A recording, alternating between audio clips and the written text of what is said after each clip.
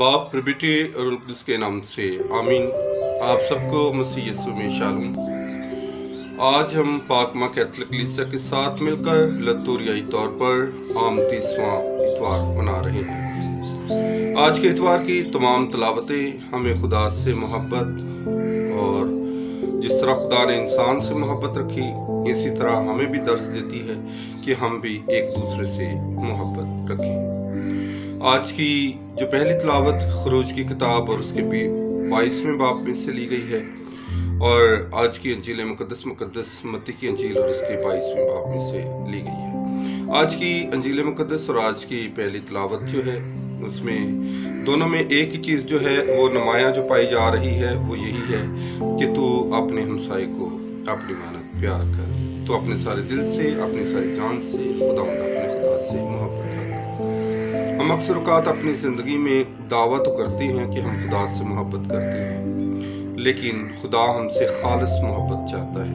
खुदा चाहता है कि यतीमों, बेवाओं सबके साथ तू भला कर। और आज की जो पहली तलावत है उसमें ये बताया गया है कि हमने अगर किसी ने हमसे कर्ज लिया है तो हमने किस तरह उसे वापस लेना है। कमाल मोहब्बत के साथ, फरोतनी के साथ यतीम और बेवा का ख्याल रखना है। और इसी तरह से लिखा गया है कि तू सूद ना दे, ना सूद ले।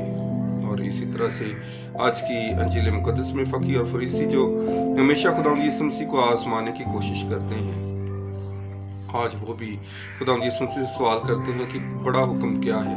तो खुदावंद यीशु मसीह उनसे कहते हैं कि तुम अपने खुदा को सारे दिल, अपनी सारी जान और अपनी सारी अक्ल से प्यार कर, और अपने हमसाए को अपनी मानव प्यार कर। मेरा और आपका पहला हमसाया मेरे भाई और बहनें हैं, और हमने खुदा की मोहब्बत में बढ़ना है।